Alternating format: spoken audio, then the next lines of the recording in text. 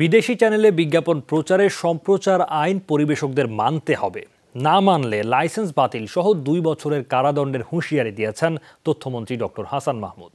এজন্য পরিবেশকদের 15 দিনের সময় দেওয়া হয়েছে। অ্যাডকো নেতারা বিজ্ঞাপন ছাড়া ক্লিন ফিড চালানোর সিদ্ধান্তে অটল থাকা সহ পে চ্যানেলের দাবি জানান মন্ত্রীর কাছে। সংকটে বেসরকারি স্যাটেলাইট টেলিভিশন শিল্প। বিদেশি চ্যানেলে দেশি বিজ্ঞাপন যাচ্ছে, আবার বিদেশি কোম্পানির বিজ্ঞাপন প্রচার হচ্ছে আইন না মেনে।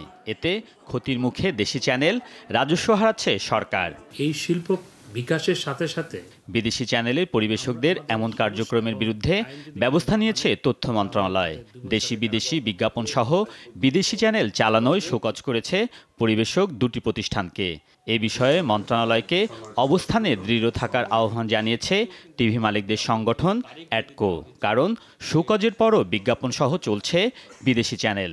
বিদেশি বিজ্ঞাপন আমাদের দেশীয় টেলিভিশনে প্রচার করবে না, গুগলে যাবে না, ইউটিউবে যাবে না, এবং সিরিয়াল মেনটেন করা হবে।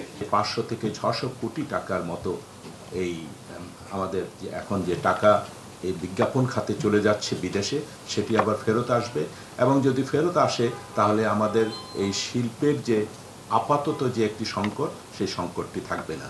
মন্ত্রণালয়ের নির্দেশনার হেরফের হলে শুধু টিভি নয়, পত্রিকাও ক্ষতিগ্রস্ত হবে বলে জানান অ্যাডকো নেতারা।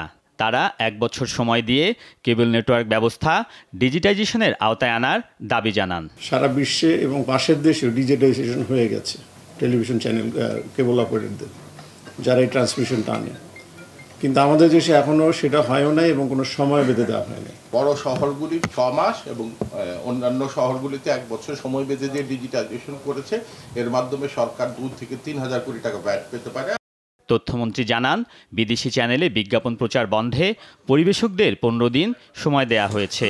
এরপর নির্দেশ না মানলে বাতিল হবে লাইসেন্স। সরকারের কাছ থেকে লাইসেন্স নিয়ে ব্যবসা করতে হয়, বাংলাদেশের আইন মানতেই হবে।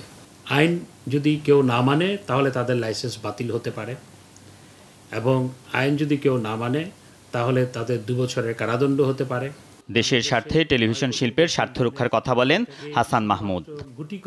আলমগীর স্বপন, যমুনা নিউজ, ঢাকা।